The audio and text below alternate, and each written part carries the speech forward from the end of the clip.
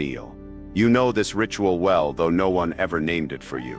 It begins the moment you realize the pack was never your home. You sit in the cold, not outside. A winter locked behind your chest. Wolves gnaw at the corners of your mind, hungry for what was denied. Your voice aches to shatter the silence, but quiet is your iron mask. The world calls men like you nice, soft, harmless, excusable. They do not speak of the thorns beneath your skin, the fire that refuses to go out. Beneath every gentle yes, your rage coils, ageless as winter, bladed as the memory of every betrayal. You drift between shadows where kings are exiled, where mercy is a broken crown. Tonight, you do not beg for warmth. Tonight, you let the storm inside you speak. Let them call you cold. Only men who have been frozen know how to build themselves from ice and steel. This is not victimhood. This is becoming. The lone wolf is not born in some romantic wilderness fantasy. He is forged in the laughter of hyenas, shaped by the knife twists of betrayal, carved from the echoes of rooms that went silent when you entered, and the friends who found excuses when you needed them most. You move in silence now, not because you chose it, but because the world taught you that your voice was dispensable, replaceable. The nice man speaks, and the room continues its conversation around him, through him, as if he were made of glass. You taste the famine of praise, the bitterness of being looked through, rather than at. Every smile you offered was currency thrown into a void. Every kindness was a loan that would never be repaid. To people who counted your generosity as weakness, your patience as submission. Nice men are not respected. They are used, consumed, forgotten. They are the human equivalent of background music. Pleasant enough to have around, but never the main event. Never the storm. Never the force that changes the room simply by entering it. The crowd believes in noise. They worship the loudest voice, the most desperate performance. But power, true power, believes in the cold. In the space between words. In the man who has learned to survive without their applause. The wilderness laughs at such delusions. But exile reveals the truth of men. In the wild fringes, stripped of the comfortable lies society tells you about fairness and kindness, you discover what you're actually made of. The soft world promised you that goodness would be rewarded, that mercy would be returned, that your gentle heart would find its match. Here, in the margins where forgotten men wander, you learn the first law of real strength. The wolf who survives is not the one who howls the loudest. It is the one who moves unseen, who strikes without warning, who has learned to hunt in silence. Your pain is not a flaw in your design. It is the only honest weapon you have ever owned, honed quietly while the world celebrated its shallow victories. Every betrayal was a lesson in human nature. Every rejection was education in the economics of attention. Every moment of being overlooked was training in the art of moving through shadows. You sit in rooms now and feel the weight of your own presence differently. The desperation for acceptance has been burned away, leaving something harder, something that watches instead of performs, something that calculates instead of hopes. The exile is your forge. The loneliness is your furnace, where nice men wither and die begging for approval. The outcast tempers his bones into something unbreakable, something dangerous. This is not about becoming a villain. Villains are loud, messy, emotional. They scream their pain at the world and call it strength. You are becoming something far more unsettling. A man who has stopped explaining himself, who has ceased to care whether others understand his depth. The transformation is quiet, almost invisible. One day you simply stop offering pieces of yourself to people who have never offered anything in return. You stop bleeding for those who would never bandage your wounds. You stop playing by rules written by those who were never going to let you win. Exile is not punishment. It is the continent where you cease to apologize for existing. No more. The real you was never invited to their feast. The real you was always too much, too deep, too intense for their comfortable, shallow world. So you learn to dim your fire, to speak softer, to take up less space. They will not understand this change. They will call you cold, distant, different. They will miss the version of you that was always available, always giving, always nice. But that man was never real. He was a performance, a mask worn to purchase love from people who were never going to pay. The wolf remembers what the dog forgot. That survival requires teeth. That respect demands distance. That true power whispers instead of shouts. And that, for the first time in your life, makes you truly dangerous. In the silence of your exile, you are not lost. You are unmapped territory. Undiscovered country, a force they can no longer predict or control. There are daggers hidden behind every hand extended in sweetness. The world has taught you a beautiful lie. That kindness is currency. That mercy is strength. That offering your throat to wolves makes you noble.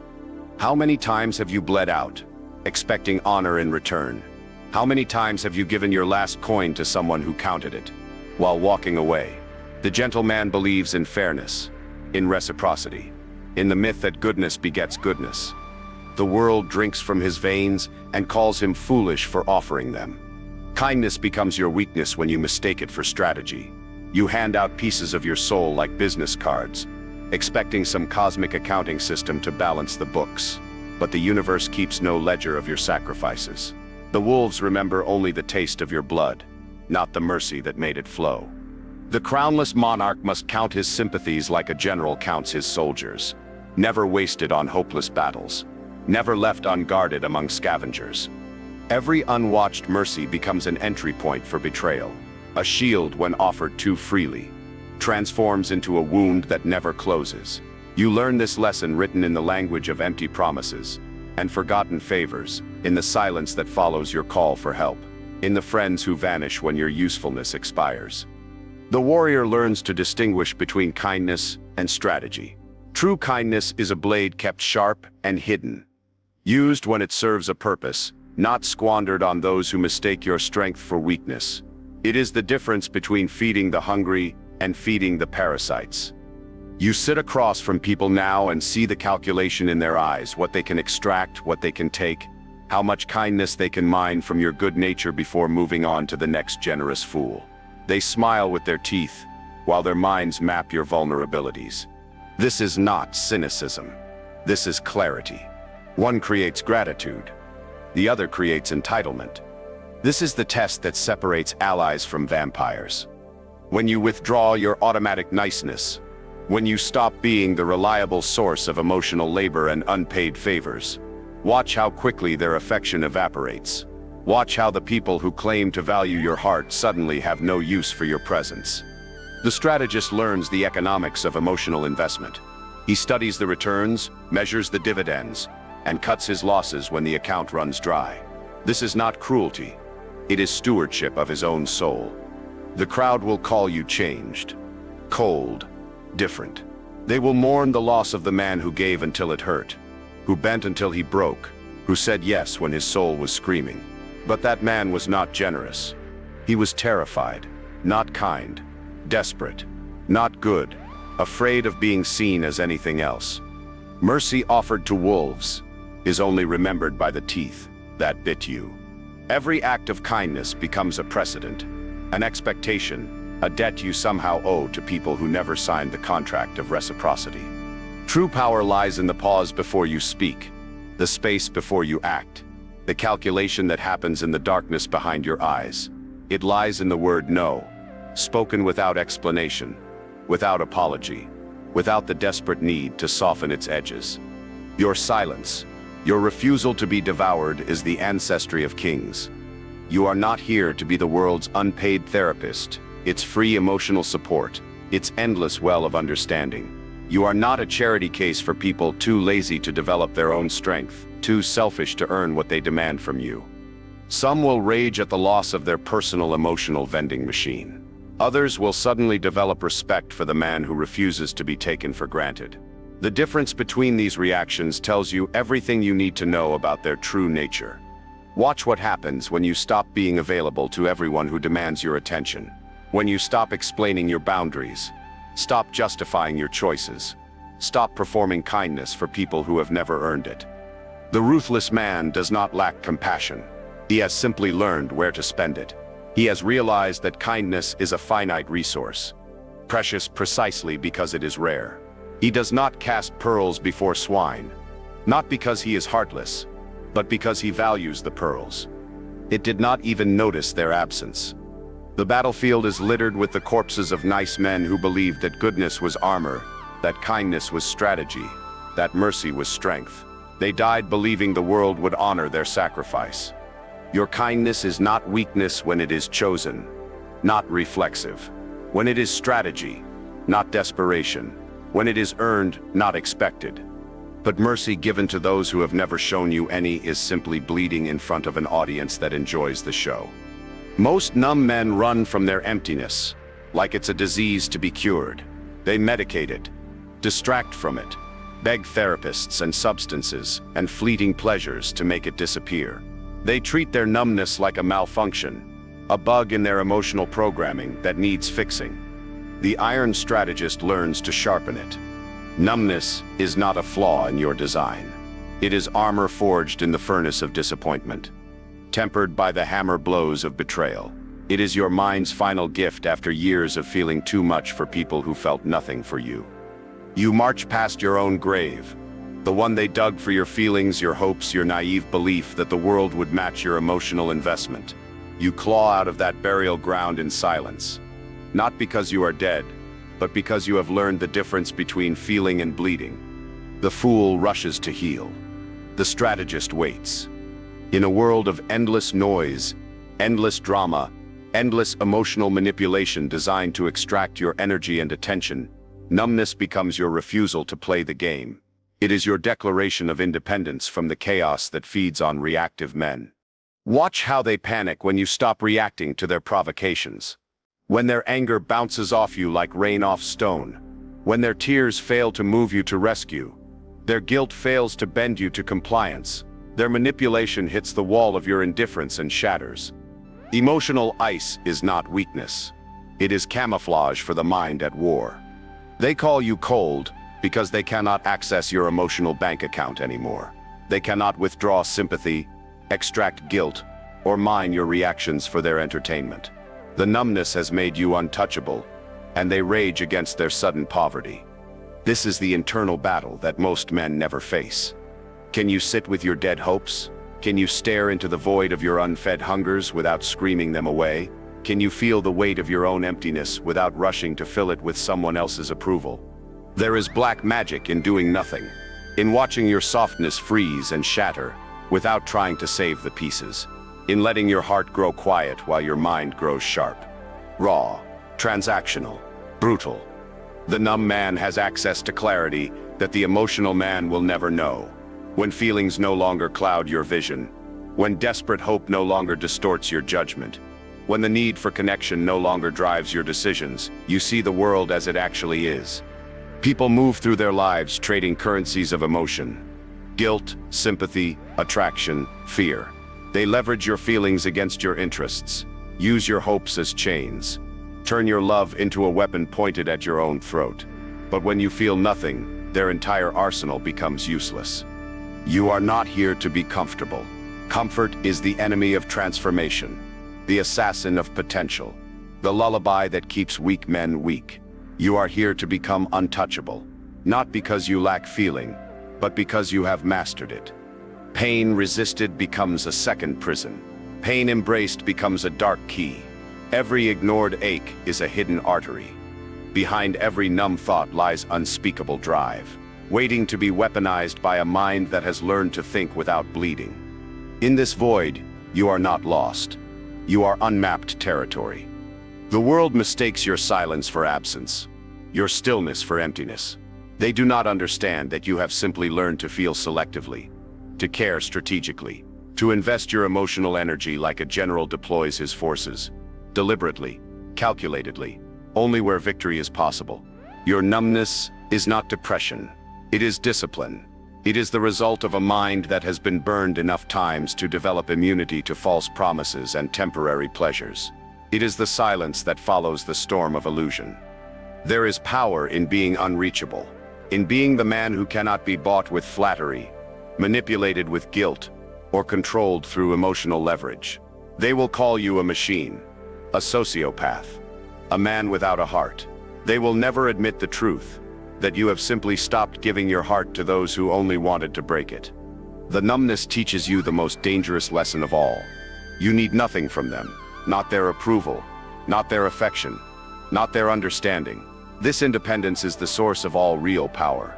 The ability to walk away from any table where you are not respected, any relationship where you are not valued, any situation that demands you betray yourself. The world only hears noise. Power listens for the soundlessness of resolve.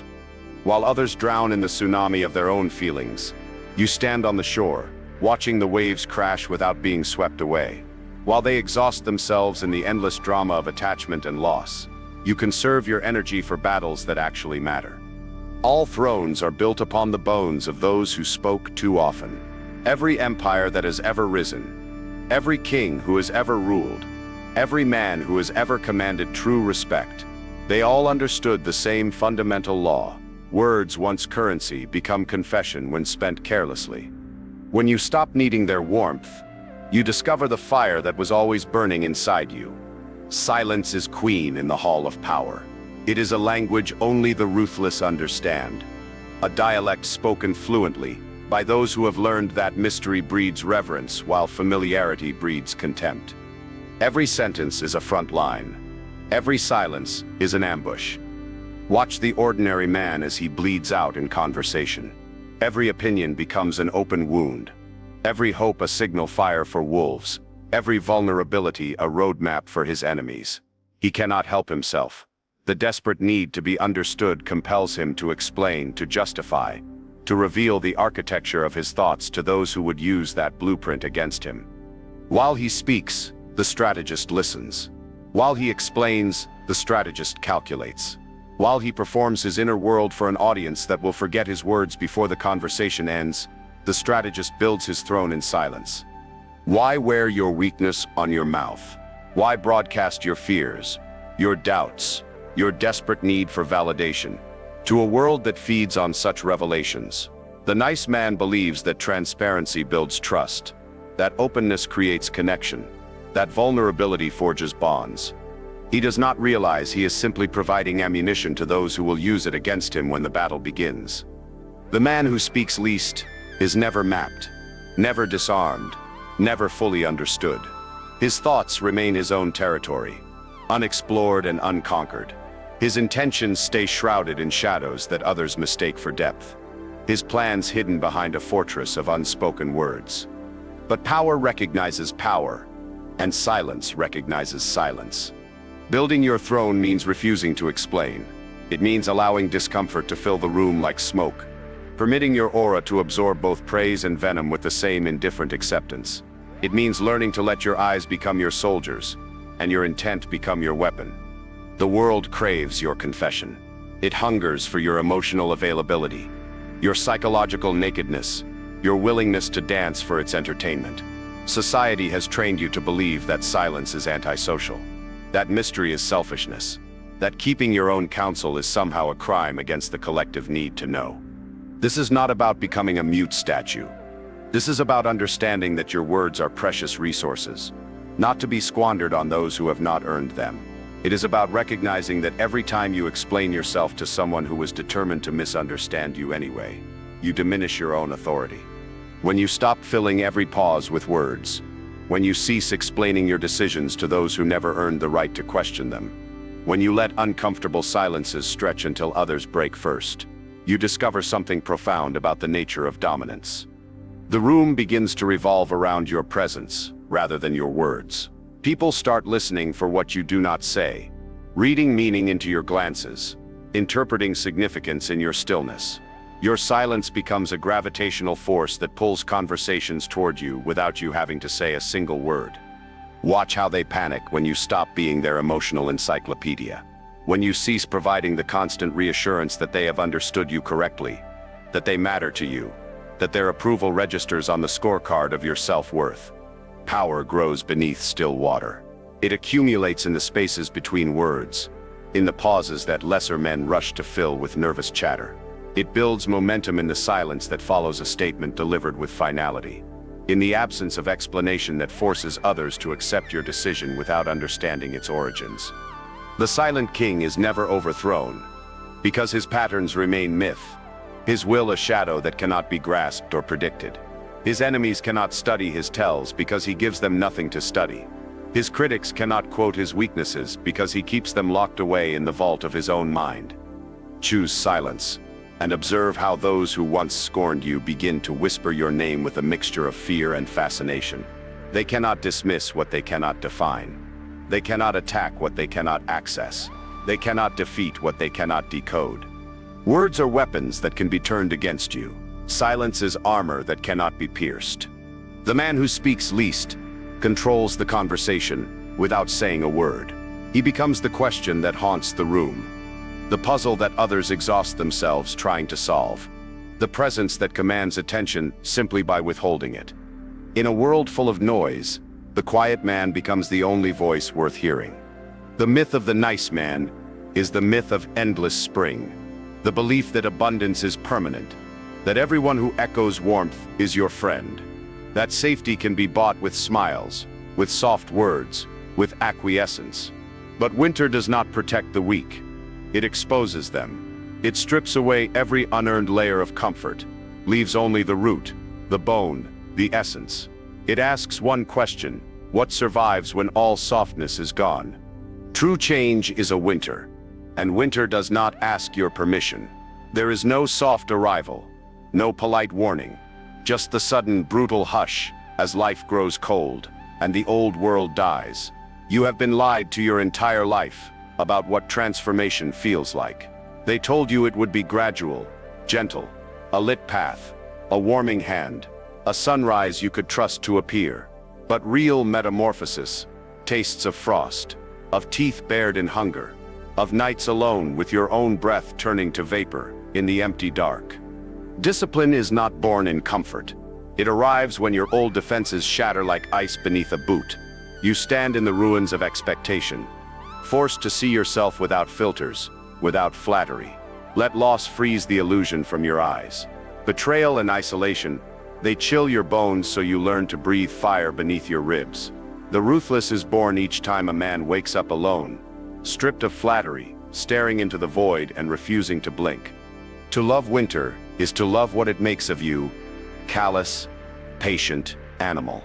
There is no romance here, no easy lesson, only the hour before the dawn, when you choose whether to become leaner or linger as prey. Comfort is the memory they use to tame you. Niceness is the blanket they wrap around your eyes while you sleep in danger. The world is quick to congratulate itself on kindness, to shout about empathy, to wear the mask of camaraderie. But watch what happens when the storm comes and the temperature falls. Watch how the crowd dissipates, how lovers retreat into their private shelter, how friends forget the tone of your voice, how all their declarations evaporate into the cold. Winter will reveal who starves and who sharpens. The crowd will sing about hope and renewal, always in spring, always in sunshine, always in chorus. Winter requires a solitary voice. It asks for the quiet resolve of someone who does not flinch away from his own darkness. You will find your strength in silence, in the discipline of waiting out the storm instead of running from it. In surviving, there is only rebirth. Every blizzard is a lesson in anatomy. What freezes, what endures, what shatters into clean lines, and what calcifies into armor. You've stood in that empty dusk. Promises turn to ash, every easy word hanging in the air, heavy as snow. It is here, beyond comfort, that rebirth becomes possible. The man rebuilt by cold does not beg for the warmth of others. He creates his own fire and guards it fiercely. He trades the illusion of safety for the reality of self-reliance. Say what you will about suffering, but it is honest. In winter, there are no spectators, no applause, no promises that anyone is coming to rescue you. You are left with your own strength, your own hunger, your own ability to endure the storms nobody else wanted to feel. Let the world claim you have grown cold. Let them call you harsh. If you survive the frost, you owe no one an apology. You do not seek suffering for drama or display. You accept it for the clarity it brings. Pain prunes away weakness. Loss brings focus. Isolation banishes cowardice. Only the man who has frozen and endured finds the discipline to conquer his own mind. Winter is not failure. It is not loneliness. It is the deepest promise of power. Everything unnecessary abandoned. Everything vital exposed. Cold is the teacher. Pain is the tutor. Emptiness is the lesson. Let the world believe you hate the cold. Let them misinterpret your detachment, your sharp edges. The strategists know the truth. Only in frost are monsters and kings born. Hard men are shaped by hard seasons.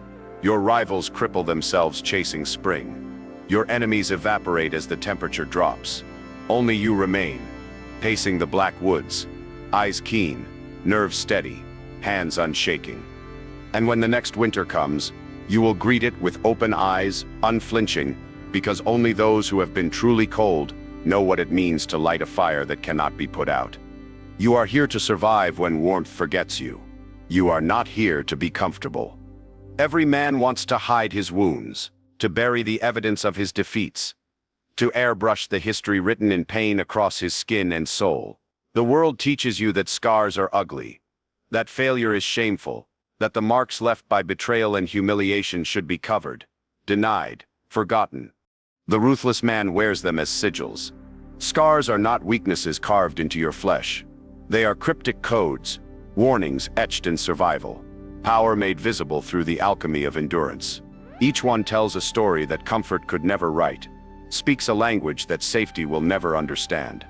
You have been humiliated, clowned, dismissed with the casual cruelty of those who mistake your restraint for submission, your silence for surrender. They have spat on the quiet man, mocked his measured responses, turned his thoughtfulness into entertainment for their small minds. A scar is a closed wound, a memory made invulnerable. It cannot be reopened by the same blade that created it. The flesh has grown stronger, tougher, more resistant to the exact violence that once broke it. The man covered in scars has been educated by pain in ways that the unblemished will never comprehend. But what they never noticed was the alchemy happening beneath your skin. Every humiliation curdling into cunning, every moment of shame hardening into strategy, every laugh at your expense becoming fuel for the fire that burns behind your eyes. Do not erase your history. Do not sanitize your story. For those who are never worthy of reading it, let your defeats swagger before you like battle flags. Let your failures march in formation like an army that has learned from every lost campaign. The world will tell you to heal, to move on, to forgive and forget. But healing is not erasure, and moving forward does not require amnesia. The strategist keeps records, meticulous, detailed accounts of every betrayal, every moment of rejection, every instance when mercy was met with mockery. Not for revenge, for reference. You become unbreakable the moment you stop trying to hide every break. When you cease the exhausting performance of pretending that life has been kind to you, that people have been fair, that the world has rewarded your goodness with anything other than more reasons to grow harder. The smooth man, the unscathed man, the one who has never felt the bite of real betrayal or the sting of genuine loss. He is untested steel, brittle and unreliable when the real pressure comes. But you are Damascus steel, folded and refolded in the heat of adversity until every fiber of your being has been strengthened by struggle. Your scars are your credentials. They prove you have been tested by forces that would have destroyed weaker men. They demonstrate that you have walked through fires that others would not even approach. They are evidence of a soul that has been forged in furnaces where lesser spirits are reduced to ash. They laughed at your expense, thinking they were witnessing your destruction. They did not realize they were attending your education. Every moment of humiliation was a lesson in human nature. Every betrayal a masterclass in the true motivations that drive the shallow and the cruel. The ruthless keep detailed inventories of their pain, not to wallow in it, but to weaponize it. Every scar becomes a reminder of a mistake they will never make again, a trap they will never fall into twice, a type of person they will never trust with their vulnerability again. Nice men hope for mercy from those who showed them none. They dream of apologies that will never come, of justice from systems designed to protect the predators. But the strategist has moved beyond such fantasies. He marks his pain like a cartographer maps dangerous territory, not to revisit it, but to ensure safe passage in the future. The world wants you to be ashamed of your wounds, to hide the evidence of your struggles, to pretend that strength means never having been broken. But true power lies in the honest display of what you have endured and overcome. Your scars mark you to yourself. They are the proof of your resilience written in a language only you can read fluently. When doubt whispers that you are weak, when fear suggests that you cannot handle what is coming, you need only look at the evidence etched into your very flesh. You have already survived worse. Dirt and blood are the palette of those who outlast. Clean hands have never built anything worth remembering. Unmarked skin has never touched anything dangerous enough to matter. Your scars are not apologies for your weakness. They are advertisements for your strength. But the ruthless man chooses his mask deliberately, like an assassin selecting his blade. The world rewards performers. Those who wear agreeable faces while their souls bleed in private corners, who smile on cue and suffer in silence, who have learned to dance for applause while dying inside. Most men choke on their own masks, suffocated by the weight of constant performance, crushed beneath the pressure of being what others expect rather than what they are. There is a difference between being fake and being unreadable. The fake man lies to himself. He believes his performance is his truth, mistakes his act for his identity, becomes trapped in a role he never chose, but can no longer escape. The strategic man knows exactly who he is beneath the surface, but understands that revelation is a weapon to be deployed carefully, selectively, only when it serves his purposes. You must learn to become a cipher, a question mark walking through rooms full of people who think they can read you like an open book. Is your smile an invitation or a dare? Are your eyes warm with genuine affection or calculating the distance to your target? Are you the harmless man they assume you to be, or something far more dangerous hidden behind a carefully constructed facade? True power lies in controlled hypocrisy, in the ability to shape-shift, not because you lack a core identity, but because you understand that different situations require different versions of your strength. The wolf does not show the same face to prey that he shows to pack, yet both faces belong to the same predator. A mask is not deception. It is insulation. It is the armor that allows you to walk unfazed among the cannibals of the crowd, to gather intelligence while revealing nothing, to study your enemies while they mistake you for an ally. The masked man controls the information flow, decides what others see, chooses which version of himself serves his interests in any given moment. The world has trained you to believe that authenticity means emotional nudity, that being real requires bleeding in public, that strength is somehow measured by how willing you are to make yourself vulnerable to those who have not earned the privilege of seeing your true face. This is the philosophy of prey animals, creatures who mistake exposure for honesty, weakness for virtue. Let them think you are harmless. Wolves do not advertise their fangs until the moment of the kill. The misunderstood man becomes a master of this art, not through natural talent, but through necessity. When your true nature makes others uncomfortable, when your depth threatens their shallowness, when your intensity disrupts their comfortable mediocrity, you learn to modulate your presence like a radio signal, turning up the volume when you want to be heard, fading into the background when observation serves you better. This is not about becoming a sociopath or losing your humanity. This is about understanding that the world is a theater, and every interaction is a performance where the stakes are real but the audience is often hostile. The man who refuses to play the game does not demonstrate integrity. He demonstrates naivety. Watch how they respond when you show them different faces. The subordinate who respects your authority but fears your displeasure. The peer who enjoys your company but cannot quite figure out your motivations.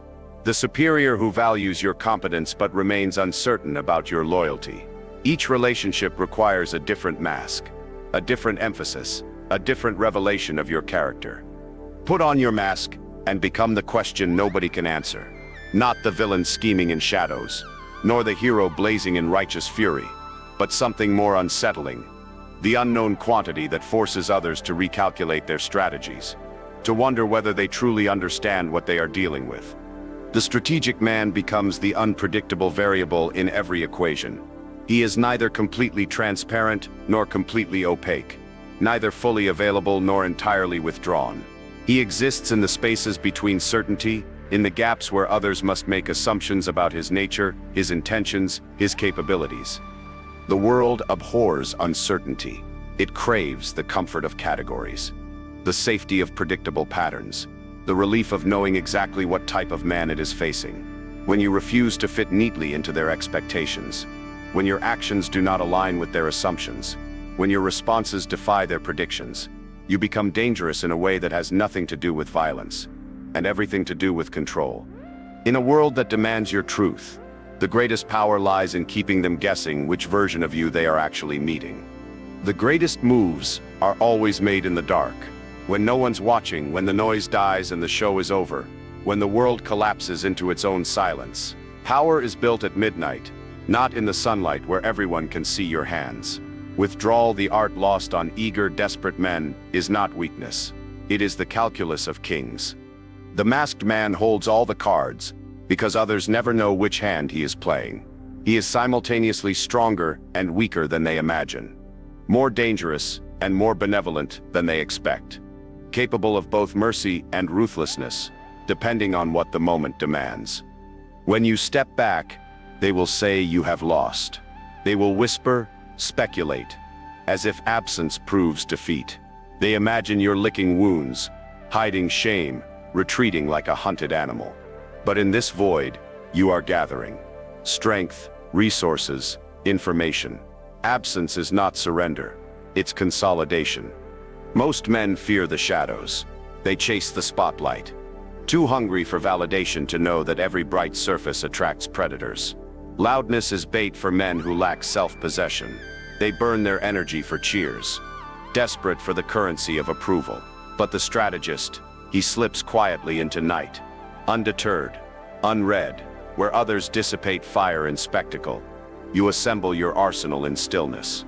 The world only measures by what's seen. Their metrics are applause, recognition, visible advancement. But the most lethal chess moves are silent. The critical strategic retreats happen out of sight. Every time you withdraw, you rewrite their story of you. You become myth, a ghost in their calculations, unpredictable, a tremor they cannot quite name. Watch how anxiety spreads among those who once thought they owned your story. When you step back, most people panic. Their comfort depended on your accessibility, on predictable patterns, on your willingness to perform for their entertainment. The moment you vanish, the balance shifts. Suddenly, you command the room even in absence. In darkness, a man is free to shape himself unconstrained by eyes.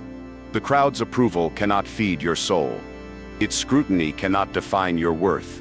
Withdrawal is the prelude to invasion, the inhale before the lethal exhale.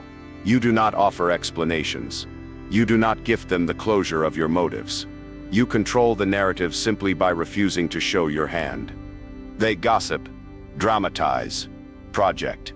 Your withdrawal becomes rumor, and rumor becomes legend. People start to fear what might be brewing beyond the curtain. In the cold shade where you train alone, refine your tactics, build the next move. The crowd gets restless when they cannot see you. Their imagination becomes a weapon you never had to lift. Power is not a crown granted by consensus. It is a gravitational force, felt in the gaps left behind, sensed in the silence that falls when you refuse to participate in their script. The uninitiated mistake solitude for defeat, but the wise know absence breeds legend. They build stories around your withdrawal, some laced with envy, others with caution. Authority does not announce its arrival. It is felt, a trembling in the dark, a discomfort that cannot be explained, a presence weighted in every absence. Let lesser men waste their fire in spectacle. Let them parade their strategies before ready eyes. You assemble your power in undervalued shadow, building a foundation that cannot be rattled by surface drama. In the stillness, you become a storm gathering off the horizon, unseen but inescapable. You are the general who retreats only to encircle the battlefield. You are the wolf who withdraws not out of fear, but to sharpen hunger. Watch how those with shallow roots are uprooted in storms. See how those desperate for visibility crumble beneath scrutiny. You remain, quietly binding your will to action, your plans to silence. Anyone can battle in the open. Few have the discipline to wage war in the quiet, to build thrones in obscurity. Every time you step back, you teach them a lesson about value. The things that matter least are always overexposed. The rarest treasures are always protected from the crowd. Your withdrawal is not abandonment, but refinement, a process of distillation, a gathering of force. You are not meant for the confetti of public approval. Your strength is measured in what cannot be destroyed in daylight, in the plans that survive behind closed doors, in the moves that must be made without fanfare or applause. When you re-emerge, every step is heavier. Every word is weighted. The man who knows how to withdraw becomes the man no one can ignore, even in his silence. True power is not seen, it is felt. The crowd fears the one who does not fear being alone. They respect the one who knows how to be absent, not as a victim but as a sovereign architect of his own legend. Every king remembers his Judas. Every empire carries the DNA of its betrayals, rotten friends, lost women, smiling enemies who counted your coins while planning your funeral. The naive man sees betrayal as tragedy, as evidence that the world is broken, that humanity has failed him. The ruthless man recognizes it as education, as the most honest teacher he will ever encounter.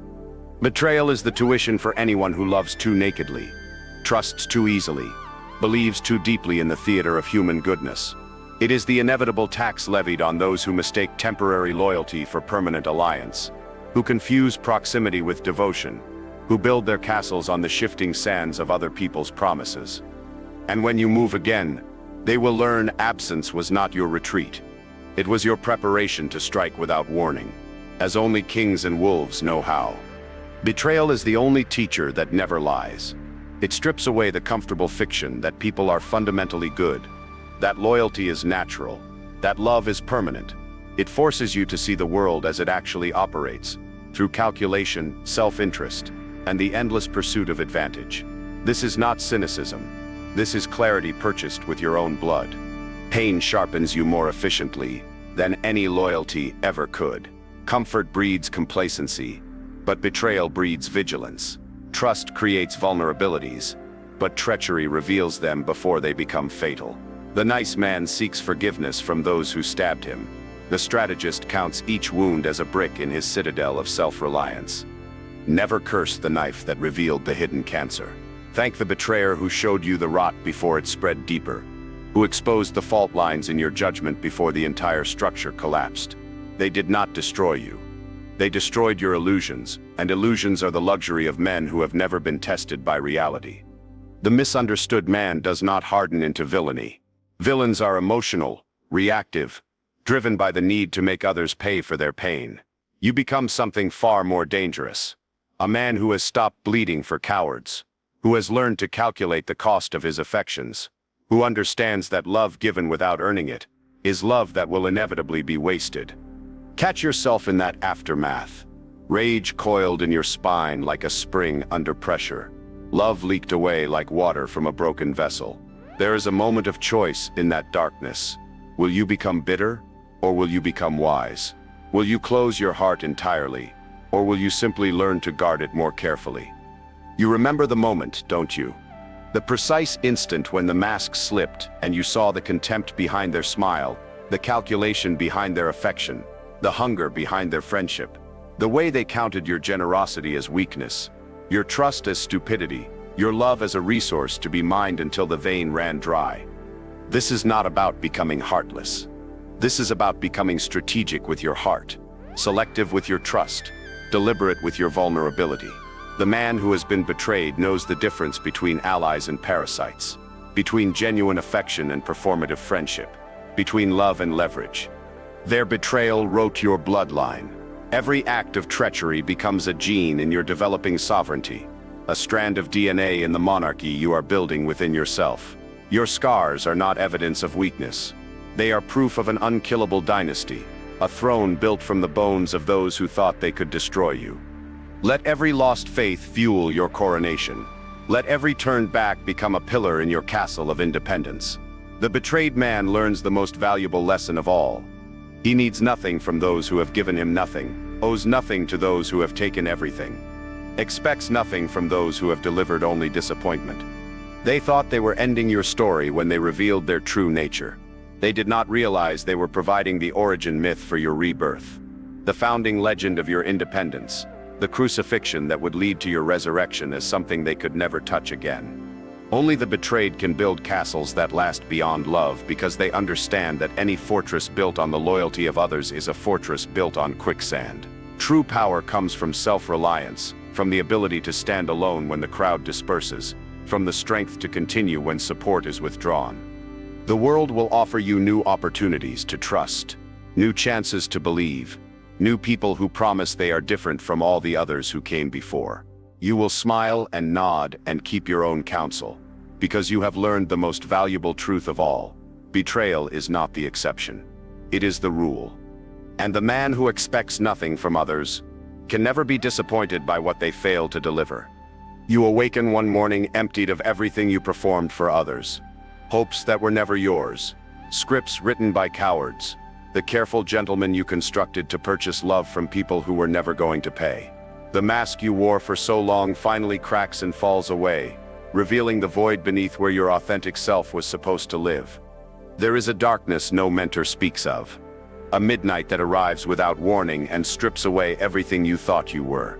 The collapse is not elegant. There are no orchestras, no soft lighting, no gentle hands to guide you through the annihilation. It is brutal, complete, the kind of destruction that leaves no survivors and no witnesses. Only hunger remains. Raw, undeniable, animal hunger for something real. That man is dead now. Good. The world taught you to be soft, agreeable, digestible, to sand down your edges until you fit comfortably in their small spaces, to dim your fire until it warmed them without threatening their darkness. They trained you to apologize for taking up space, to shrink your voice until it couldn't disturb their comfortable lies, to bleed quietly when they fed on your kindness. The collapse strips away every comfortable fiction about who you were supposed to be, leaving only the steel core that was always there, waiting beneath layers of programmed niceness and learned helplessness. What emerges from the ashes is not a better version of your old self. It is something entirely new, forged in the furnace of complete identity dissolution. Your rebirth is silent, undramatic, a private revolution witnessed only by the shadows that have become your closest allies. No fanfare marks the moment when you stop explaining yourself to those who were determined to misunderstand you anyway. No ceremony celebrates the death of your need for their approval. The world will call you cold, cruel, unrecognizable. They will mourn the loss of the agreeable ghost they could manipulate, the predictable puppet who danced to their emotional demands. Let them grieve.